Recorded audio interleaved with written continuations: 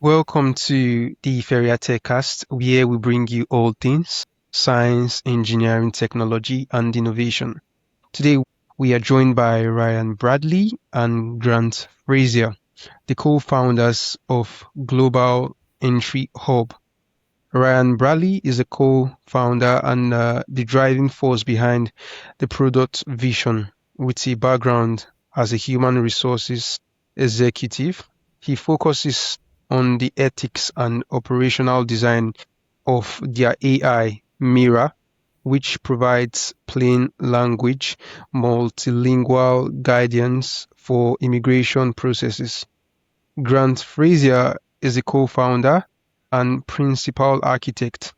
He led the technical build of Mira, designing the orchestration layer, the multilingual pipeline, and the critical guardrail framework that ensures the system is both helpful and safe. Together, they've built a privacy-first platform that helps people navigate complex immigration journeys.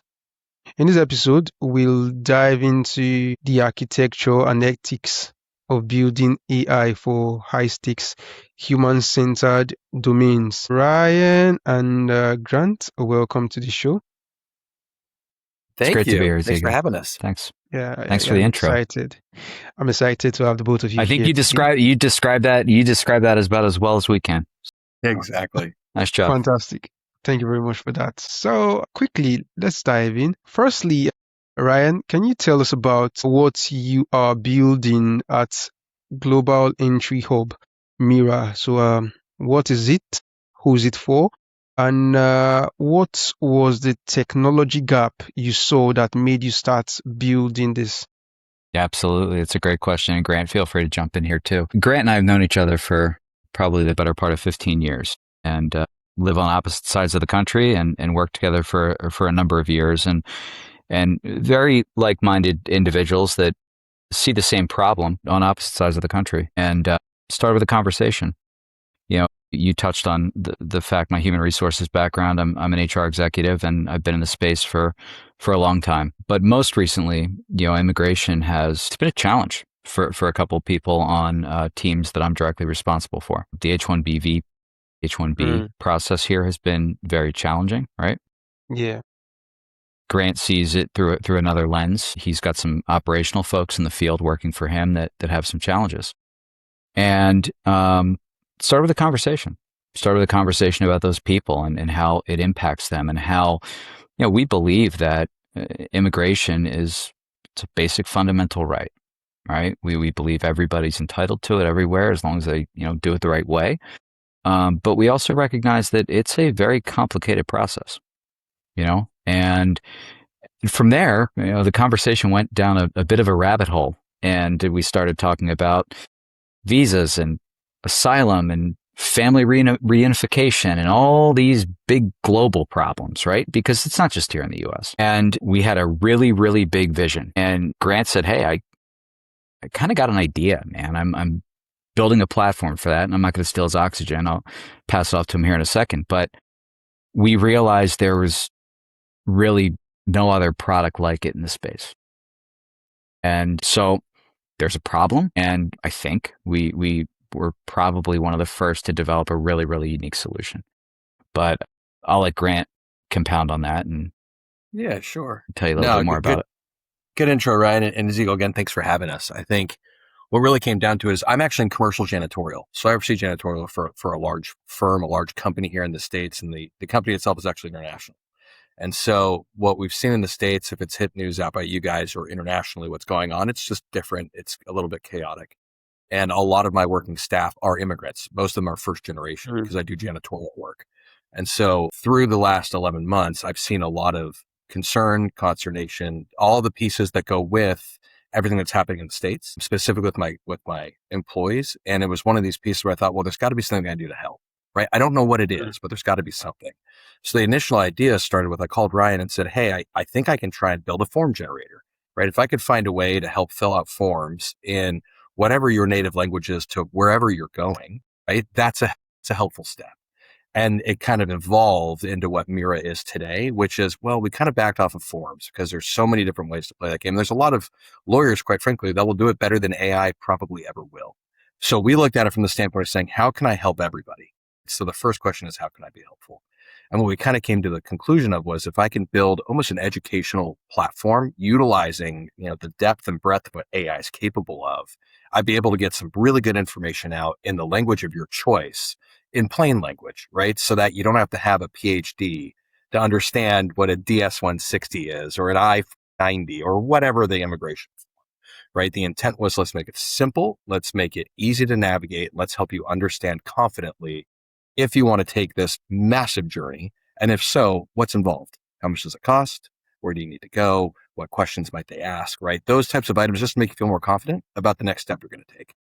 All right, that was fantastic. So from a technical standpoint, what was the most important guardrail you had to build into Mira from day one to ensure that it provides helpful guidance without ever crossing the line into legal advice?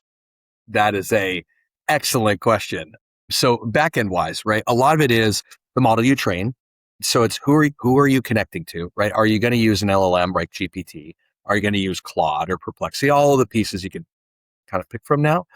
They go every which way, right? Because their training data is based off of 60% Reddit, right? So you know what you're going to get. So really what it is you can get the access to the internet, but you have to design other agents on your back end or some logic-based rules in the back end to really ensure the three biggest items that I see as critical failures of AI, which is hallucination, right? When it lies to you, drifting, when you ask a question about, Ryan had a good one and I won't steal his thunder about the Liberty Bell, but there's drifting, right? And then you have bias, right? I don't want my training set to be biased towards Americans. It's a global product. I want to help as many people as I can, right? So the intent was finding out if I can take all the information ingested from an API and figuring out the backend ways to ensure confidently that the answer you're going to get is gated properly throughout multiple agents that are self-learning to ensure you get the right information.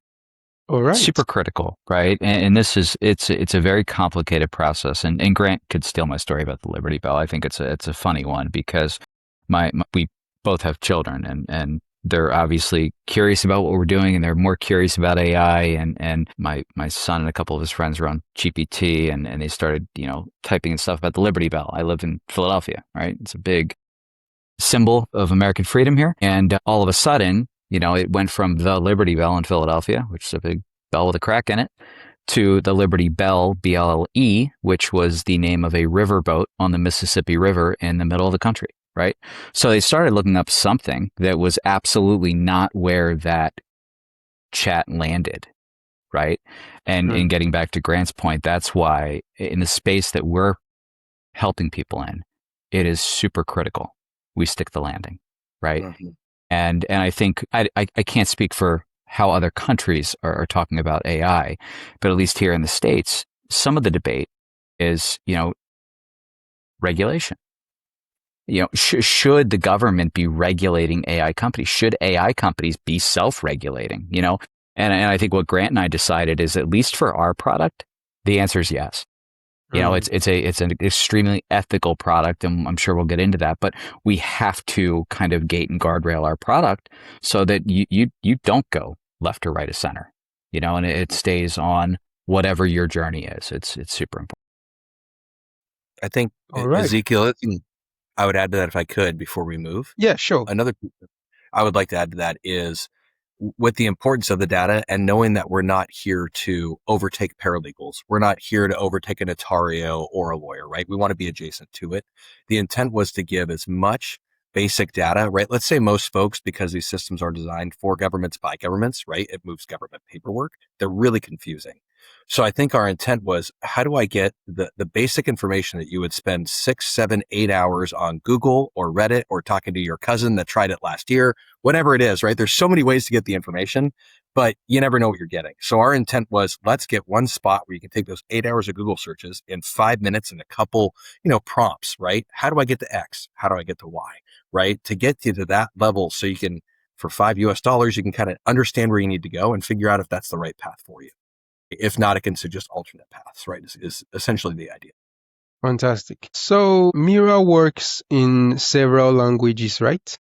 That is correct. She currently speaks 7. We are obviously iterating to add more. If we find gaps in the product, we correct them as needed, right? For the most part, yes, it is 7 languages: English, Spanish, Hindi, Arabic, French, and I think I said Mandarin and Tagalog are All currently right. in the offerings. Okay, so what's one surprising technical challenge that you faced in making the AI not just translate words, but accurately convey complex legal concepts across different cultures?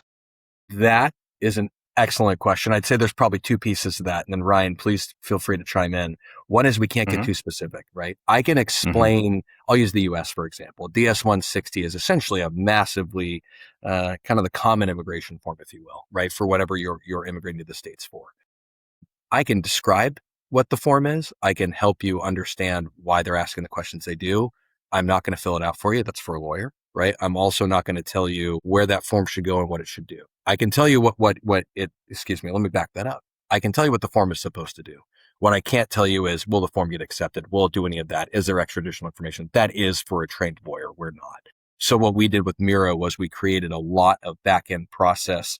We'll call it scaffolding, right? For the lack of a better term, a ton of back-end scaffolding to say, Mira, you can talk up to this point, but if anything gets to this point, that's a no-go. Here's some trigger words that you're going to softly fail on and move to something else, right? So we have some very rigid requirements that Mira is capable and allowed to do, as well as a learning module on the back end, right? So the intent would be we take as many interactions as we can. We bulk those interactions up specifically to train Mira to say, were these accurate or were they not, right? So we're self-correcting at the same time that these scaffolds will be updated internationally, right? So whatever the rules are in Germany or Thailand, take your pick, we'll update those scaffolds appropriately to make sure that Mira always stays on point, right?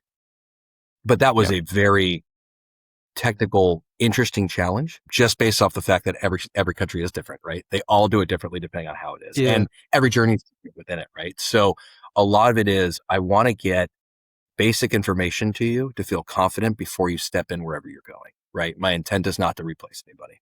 Yeah, to compound on that, we're certainly not. And what we didn't want to play in, as Grant said, and we've mentioned a couple times, is the legal space. We are not lawyers. We do not want to be lawyers. We do not want to replace lawyers. As a matter of fact, kind of a unique thing came of the product that we didn't even really envision. Paralegals are using it. Lawyers are using it. And they're finding it incredibly helpful to either, one, pass off to their new clients to answer a couple of really basic intake questions so they can divert some attention onto ongoing cases or active cases, right? Paralegals are using it as training tools, which is really unique. We never envisioned the product to be used that way. So it's legally adjacent, but it's not a legal product, right? And to Grant's point, I think when you have to train a robot in 7 different languages across 500 journeys across 72% of the globe, that's really, really hard to do, accurately. And I think we found the right temperature. When we talk about AI, we talk about temperatures a lot and how open, pun fully intended here, we want Mira to be, right? As one of the teams did, or maybe how closed and more conservative some of the other platforms are.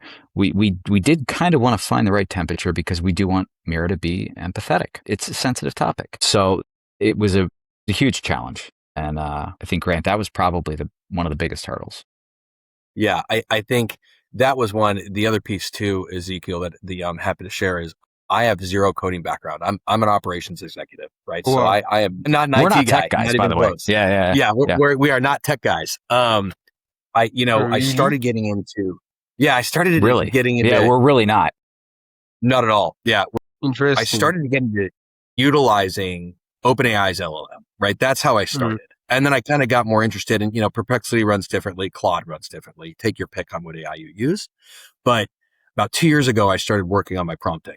And then when I kind of had this solution, I thought AI is the first time. Ryan and I have talked about opening a company for better part of 15 years after we started working together, like, oh, let's do something fun. Nothing ever came out. And AI allowed the opportunity for me to try and build something in a tech space without having any background, right? So this build took the better part of a year, but I'd probably tell you the first 3 months were really articulating, building out the entire model. Keep in mind, I built the thing entirely through LLM, and probably one of the Wow. biggest probably one of the biggest learning moments for me was the confirmation bias AI gives you, right? So a large bulk was GPT, right? And so you get into this point where at some point you start to believe it, right? It's supposed to reinforce you positively. So you start to believe it at some point. It got to a point where I think what I ended up doing was, instead of using something like Codex or Lovable or those other items that people can use to vibe code, I think is the new word, the buzzword. Yeah, vibe I coding. needed to teach myself how to code and what the code actually meant. So what I ended up doing with the LLM, through about 14,000 prompts being my first build, was I need to build each atomic module so I can understand how each module is connected to each other. So I know the backend, right? I don't need to be an IT guy, but I do need to understand what's going on in the backend if something happens, right? I can have my development team that's truly trained in it understand it. I think 2 learnings came from that. One was the clarity provided with building it to understand, oh, this is how coding works, right? That was really cool. I think the other piece that I learned was just how far off AI is from truly being able to code. And I could call it lazy prompting, whatever it is. I think my prompts are pretty good. I've self-audited a few times, and I'm fairly highly ranked for prompting. So I know my prompting is not lazy.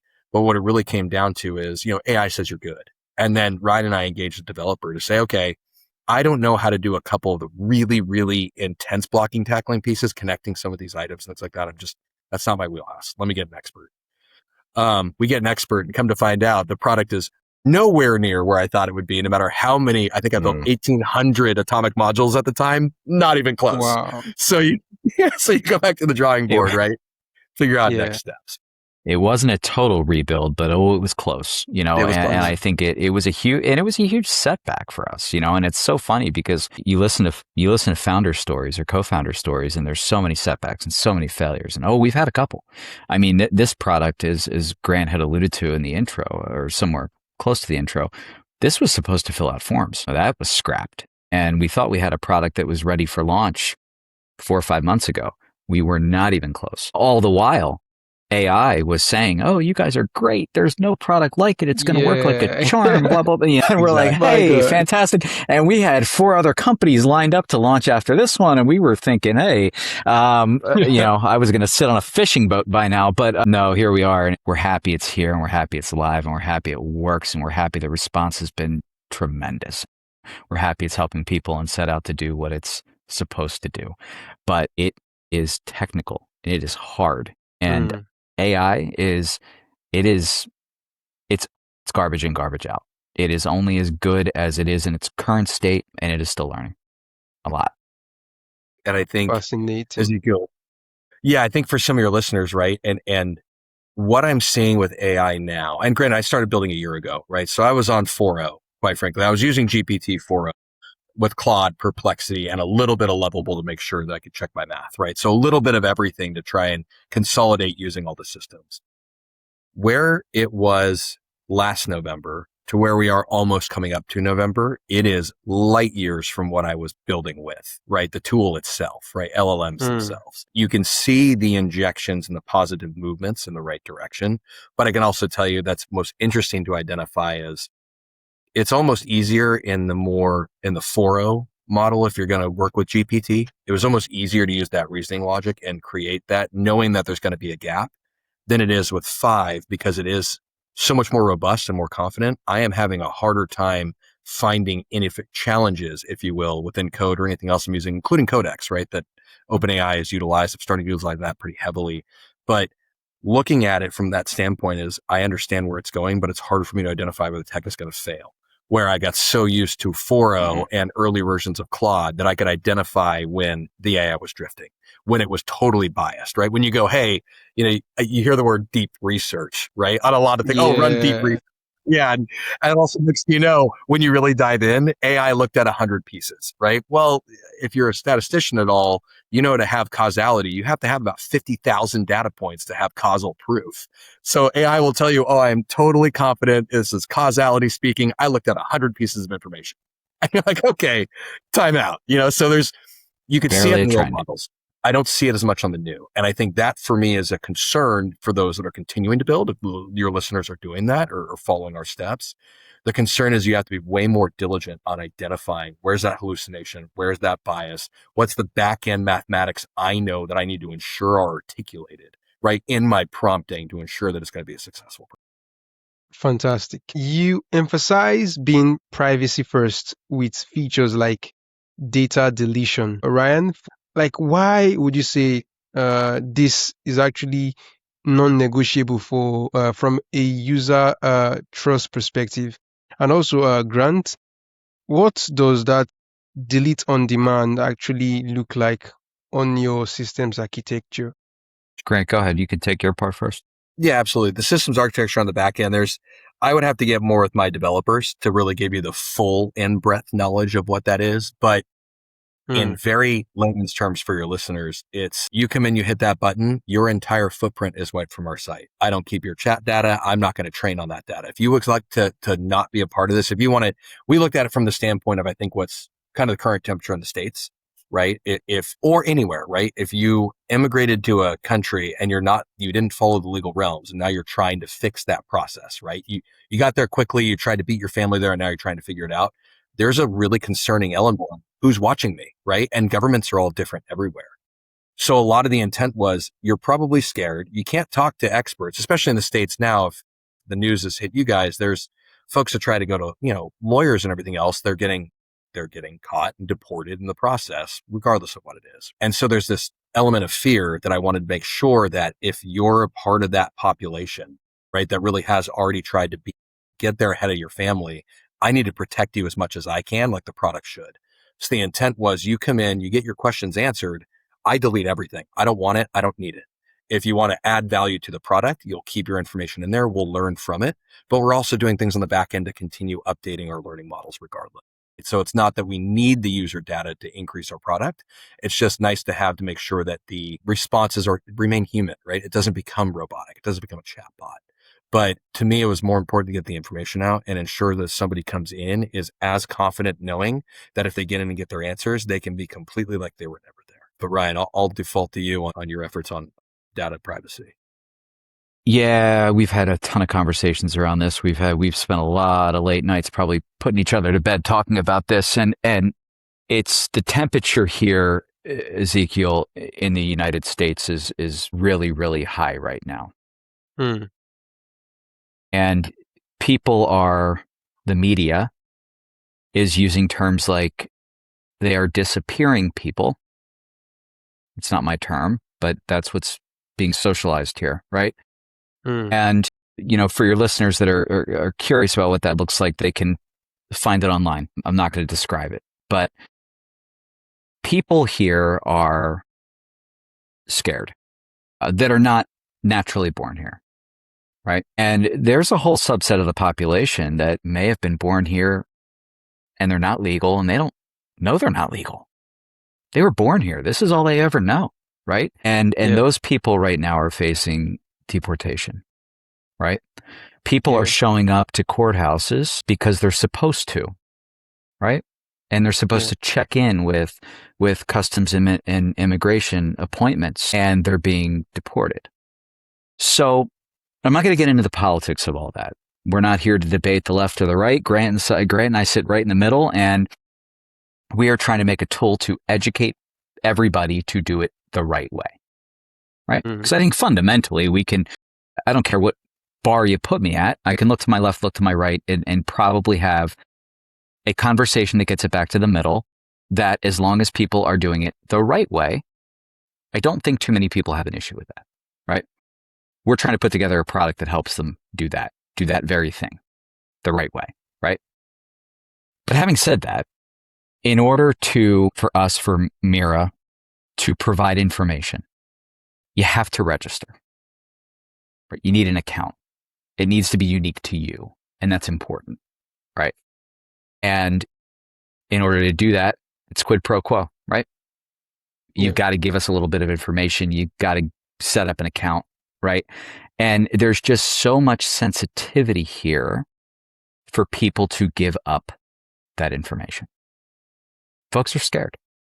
And I think until we went through the painful process of getting verified, which I'm happy to say we are, which for us, it was super important, right? That we have backers like Meta and Google and Reddit and others, LinkedIn, to say, no, these guys are legit.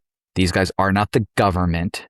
You're not just dropping your information on some website and then somebody's going to show up at your home or show up at your school or show up at a baseball stadium or show up at your court appointment, and you're going to, face a reality that you don't want to face. So the human element in this, although it's I think one of the most amazing tech products out there right now, and of course where Grant and I are biased, there's a massive human element to this. And I think people are just scared. And we realize that. Now, it's not, I can't speak for the world, right? I'm speaking for what I think a lot of people here in the United States are facing, but that's the reality right now. Well, I think, Ezekiel, to make it more for a global audience, right, which is what we honestly want to help. Like, I don't just want to help the States. There's enough people, to be totally honest, Ezekiel, if you look at our competitors, there's enough people focused on U.S. immigration because it's such a large subset of an intake funnel that there's people that do that better than us. And we know that. I don't need to go there. Where I want to look at is, let's take an Afghani, right? That's in Kabul and is trying to get away from the Taliban, right? They're trying to seek asylum.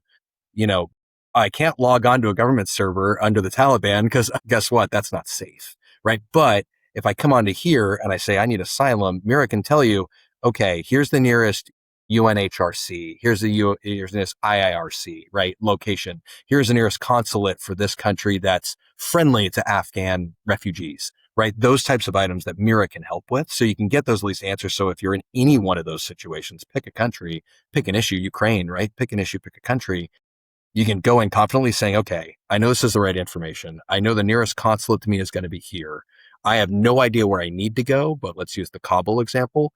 I can probably get a ride to Iran. What's Iran going to do when I get there as a refugee? Or is it more beneficial for me to go north, right? Go to Kazakhstan or Turkmenistan, or go east and go to Pakistan, right? What is the best path for me? Mira should be able to give you directional information to feel confident in the decision you're going to make.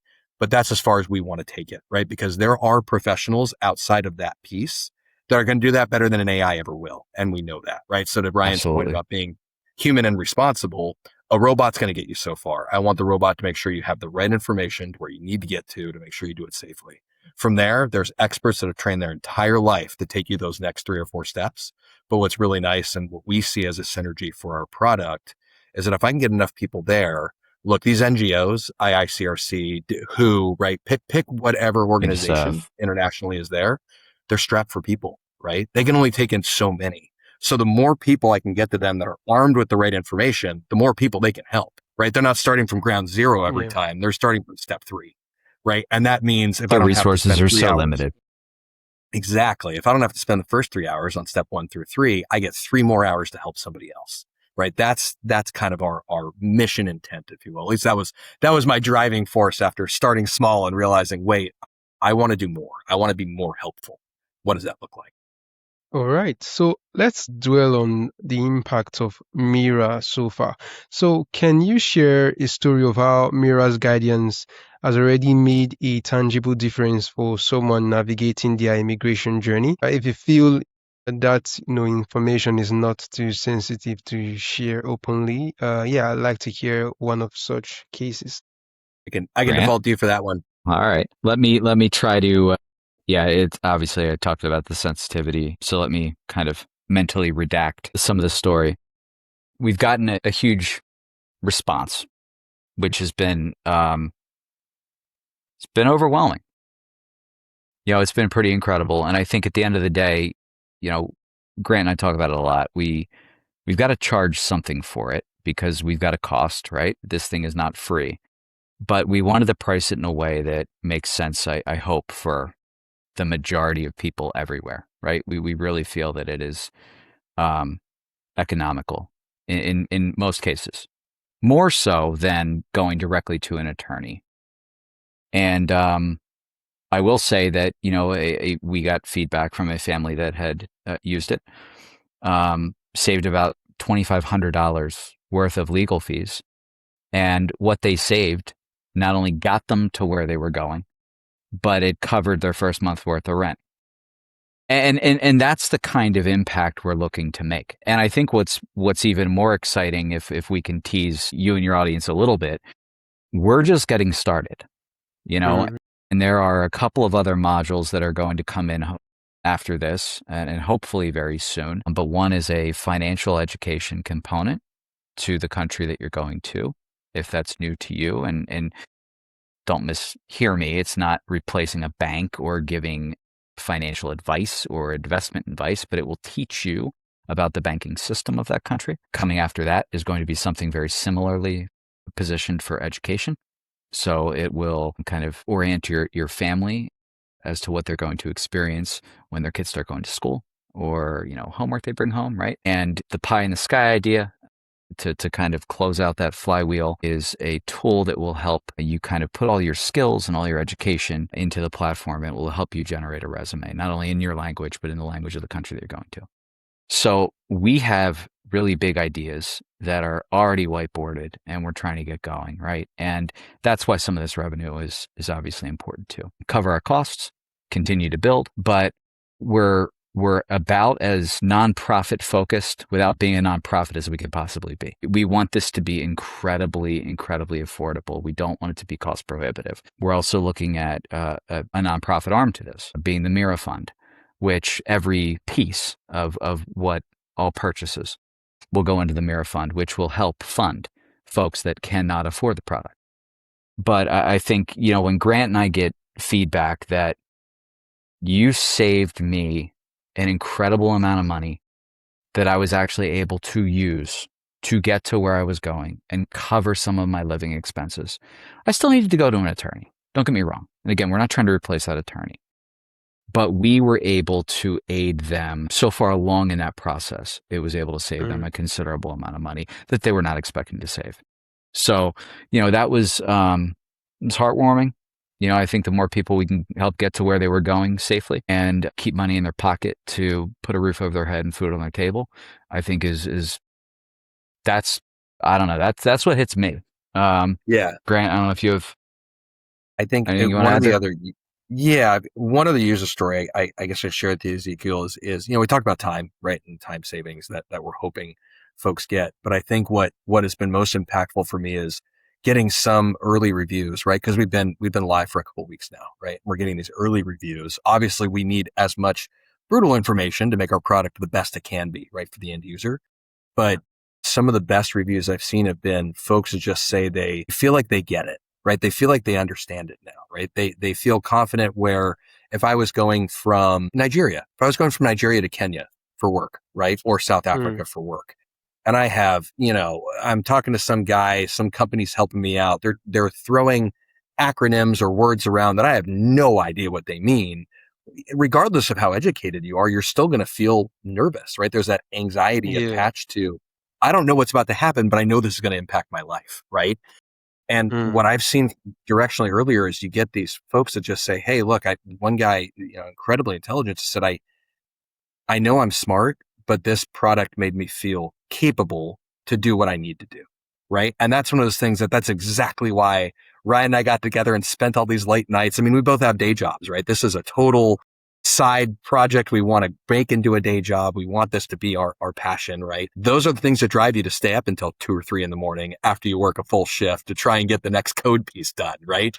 It's those items where you go, oh my God, that's the difference I want to make. Let me make more of those. If I can just get folks confident in the ability to get where they are, you can stress about the other things. Don't stress about the things that are already there, right? Let's allow you to stress on something else, but let's not have.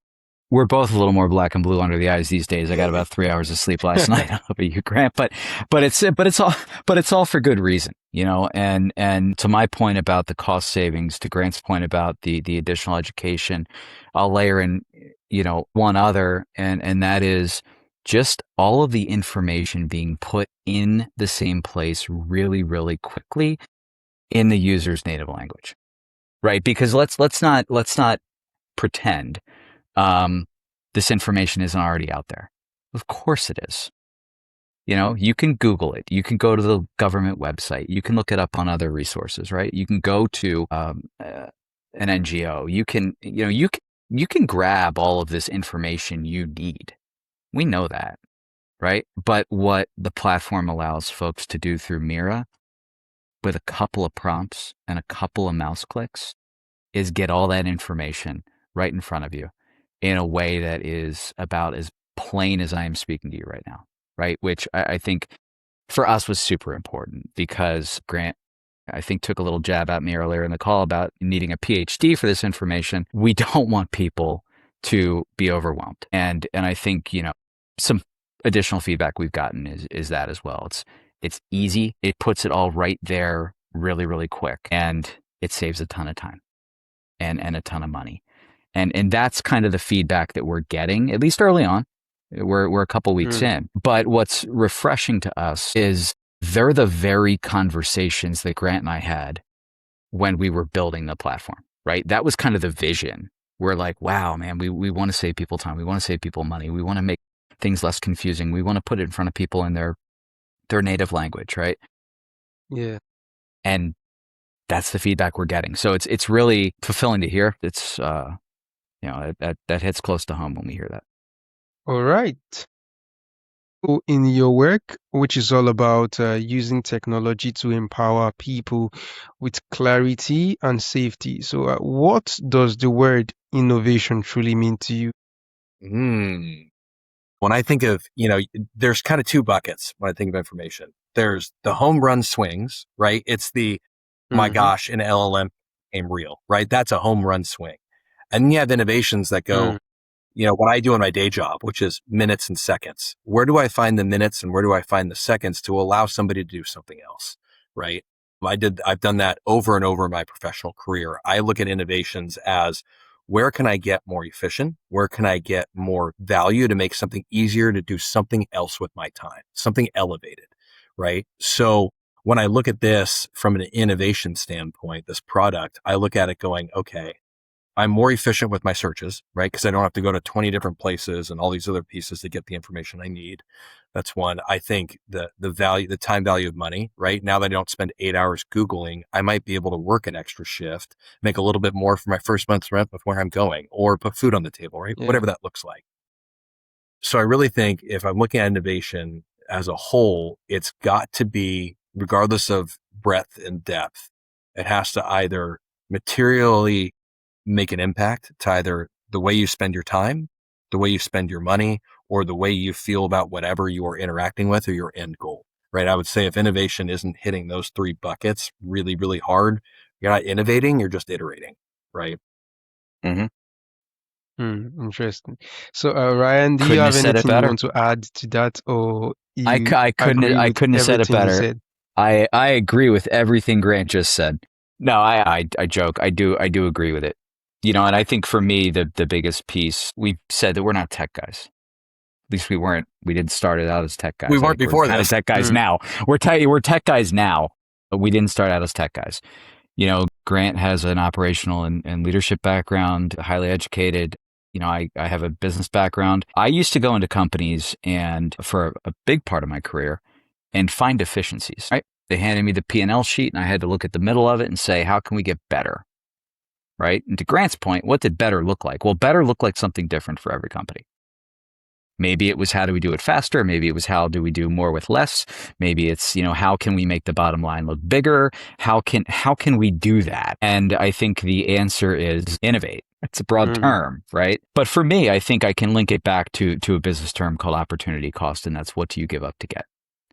And or flip it on its head, what do you get giving up something? And how can you do that? And are there tools out there that will allow you to do that? And I think I can dovetail this answer back to some feedback as well, and that's just the massive amount of time we have saved people. And one user provided some feedback that it wasn't their experience, but they related a relative's experience, that it took them weeks to gather that information and to understand that information. It took our user about a half hour.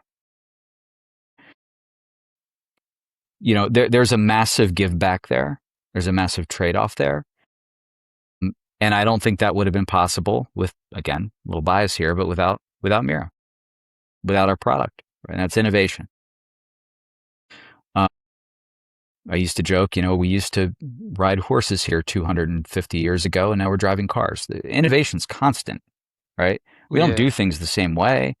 And it's funny because we sit here and we kind of riff on this stuff. And I had a conversation driving here this morning with Grant in the car. And I said, man, I have an idea, and this thing's probably not even going to look the same as it does now in 4 months from now.